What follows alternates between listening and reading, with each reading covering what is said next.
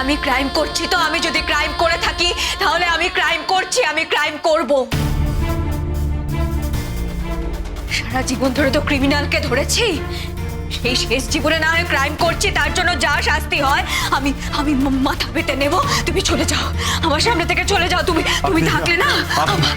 আপনি দয়া করে একটু শান্ত হন। আমি হাত জোর করে আপনাকে বলছি, আপনি একটু শান্ত হন প্লিজ। আপনার ব্লাড প্রেশার যদি আবার বেড়ে যায় আজকেও কিন্তু অপারেশনটা করা সম্ভব হবে না। আপনি দয়া করে একটু শান্ত হন, এটা কিন্তু আমাদের কারোই কাম্য নয়। প্লিজ আপনি শান্ত হন। আপনি ভুলে যাবেন না এখনো পৃথিবীতে অনেক কিছু দেওয়ার আছে আপনার। প্রত্যেক মুহূর্তে তো আমাকে মনে করিয়ে দেওয়া হচ্ছে আমার কিছুই দেওয়ার নেই পৃথিবীতে। আমি শেষ হয়ে গেছি। কেউ কিছু মনে করালেই আপনি কেন সেটা শুনবেন? কেউ কিছু মনে করালেই আপনি কেন সেটা মনে করবেন? আপনি তো সেটা মনে করতে বাধ্য নন। আপনি না একদম কথা বলবেন না। আমি কিন্তু আপনাকে সহ্য করতে পারছি না। আপনি কি করছেন? সারা পৃথিবীর কাছে আপনি কি করছেন? নাটক করছেন তো, সবকিছু ভুলে যাবার নাটক করছেন। আমি কিছু করিনি মা। আজ আছি কাল নেই। কাল যে নেই বলেন, এই কালটা কবে হবে? কবে আপনি এখান থেকে যাবেন? কবে আপনি আমার আর আমার মামামের জীবন থেকে চলে যাবেন বলুন তো? আপনি কিন্তু শর্ত ভাঙছেন। না আপনি আমাকে এই কথাটা বলতে পারেন না। অপারেশন হয়ে গেলে আপনি যাবেন না আমাকে পাহাড়ে নিয়ে? প্লিজ তোমাদের এই ভবিষ্যৎ পরিকল্পনাটা পরে করলে হচ্ছে। সরি, আমার মাথা কাজ করছে। দেখো একটা কথা বলি, তোমার মেয়ে, আচ্ছা তোমার পালিত মেয়ে, ও এখানে উপস্থিত রয়েছে, ওর সামনে এই কথাগুলো আর বলে কি হবে? এই কথাগুলো এখন বাদ দাও না।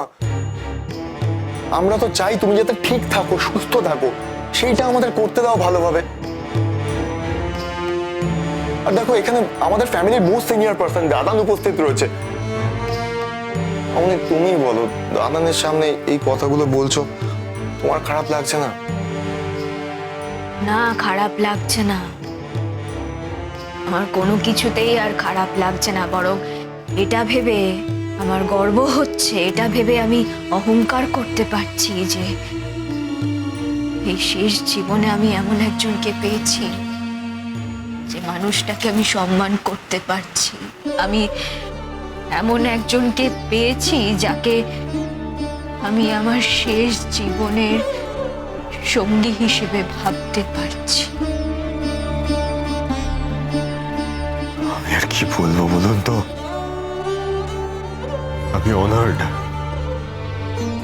এতটা সম্মান আমাকে কেউ দেবে কখনো, সে আমি স্বপ্নও ভাবতে পারিনি। শুধু আপনার কাছে আমার একটাই রিকোয়েস্ট। আমি জানি যে আপনি আমার কথা মন্ত্রমুগ্ধের মতো শোনেন।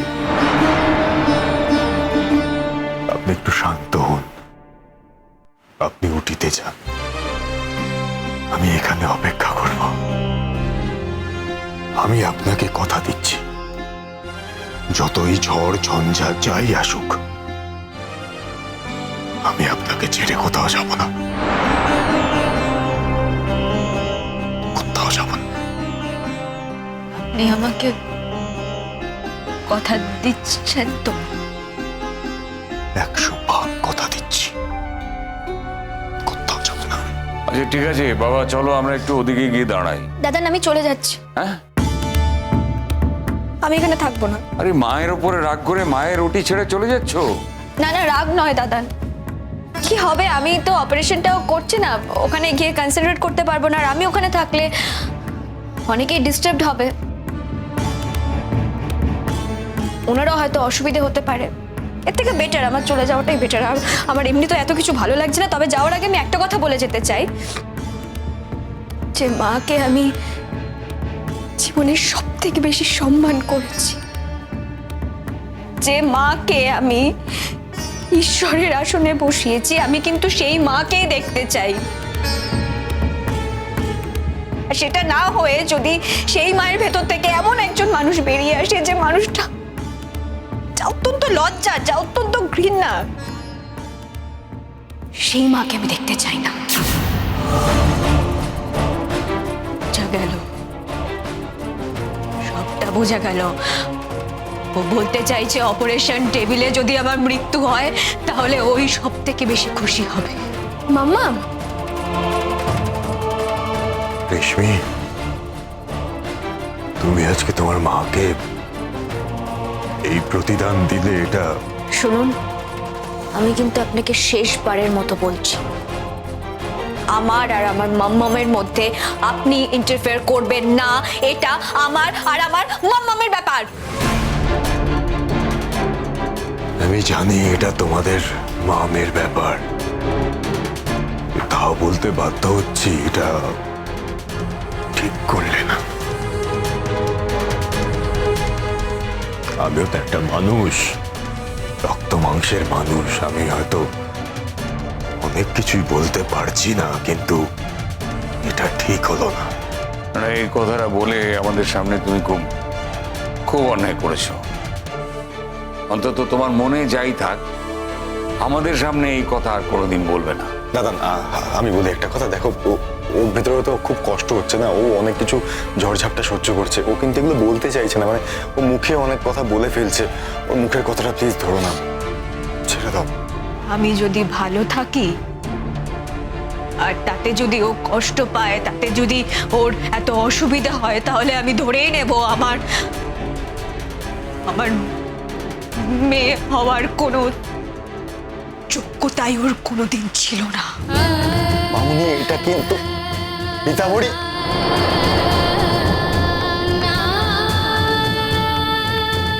আমি ভেতরে যাচ্ছি।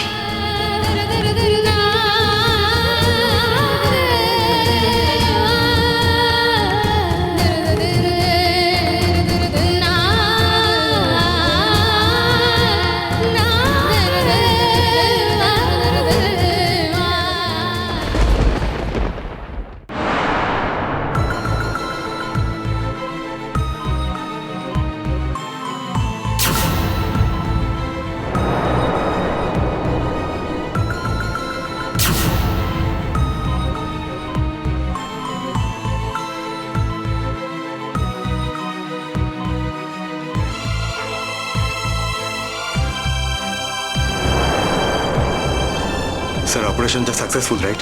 হ্যাঁ, সাকসেসফুল, তবে বেশি দেরি করলে কিন্তু বিপদটা বাড়তে পারতো। এনিওয়ে, অপারেশনটা খুব টাইমলি হয়েছে। স্যার, অনেক দিন ধরে ওনাকে রিকোয়েস্ট করছিলাম, উনি কিছুতেই রাজি হচ্ছিলেন না।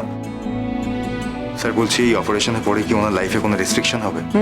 রেস্ট্রিকশনে তো থাকতে হবেই, তবে কিছুদিনের মধ্যে নর্মাল লাইফ লিড করতে পারবেন। কেন, একটু চা খাও। আরে বাবা, আপনি আবার কষ্ট করে এসব আনতে গেলেন কেন? না, ঠিক আছে। বলছি, তোমার কি খুব চিন্তা হচ্ছে? আমার কি সত্যি খুব চিন্তা করার কথা? কথাতেই কি সব কিছুর বিচার হয়? সেটা আপনি ঠিকই বলেছেন, তবে এখন এখানে যে অবস্থা দেখছি তাতে আমি তো প্রায় সকলেরই বিচারের কাঠগড়ায় দাঁড়িয়ে আছি। কে তোমার বিচার করবে? যে তোমার বিচার করবে সে তো বিচার করে ফেলেছে। কার কথা বলছেন? কেন, গুড্ডি? নিন, দেখুন, আপনাকে বললে হয়তো আপনি বুঝবেন। ভদ্রমহিলা খুবই লোনলি তো, এত বছর ধরে কোনো একজন মানুষকে মনের ভেতরে ধরে রেখে দিয়েছে। হঠাৎ করেই আমার সঙ্গে ওনার দেখা হওয়াতে উনি একটু স্বস্তি পেয়েছেন, এতটুকুই। ও যখন অনুজের সঙ্গে মিল খুঁজে পেয়েছে, আর ও যখন একবার মুখ ফুটে বলেছে যে তুমি অনুজ, তখন আমি জানি ও বলার জায়গা তৈরি করেই বলেছে, এবং নিশ্চয়ই ওর কাছে কোনো সূত্র আছে। দেখুন, কোন রকমের সূত্র থাকুক বা না থাকুক, আমি অনুজ হই বা না হই, তারপরেও একজন অচেনা অজানা মানুষের জন্য উনি যা করছেন, এবং সত্যি কথা বলতে গেলে আমি কে আমি তো জানি না, সেখান থেকে আমি তো এটাই ধরে নেবো যে ওনার কাছেও আমি একজন অজানা। তাই এর পরেও উনি আমার জন্য যা করছেন সে আবেগটাকে আমি সম্মান করতে চাই। আচ্ছা, তুমি এত আর্টিকুলেট, এত গুছিয়ে কথা বলতে পারো, তোমার কি একবারও মনে পড়ে না তুমি কোথায় ছিলে, কিভাবে ছিলে? আচ্ছা, একটা সত্যি কথা বলো তো, তুমি কি পরীক্ষা করতে চাইছো যে এই জীবনে ফিরে আসার পরে মানুষ তোমাকে কিভাবে অ্যাকসেপ্ট করছে? তুমি কি এইভাবে মানুষকে পরীক্ষা করতে চাও? এসব আপনি কি বলছেন? আমি কেন জাজমেন্টাল হতে যাব? অনেস্টলি স্পিকিং, যদি আমার সত্যি একবারের জন্য কিছু মনে পড়তো আমি বলতাম। ধরো যদি এমন হয় যে তোমার অন্ধকার একটা অতীত আছে, মানে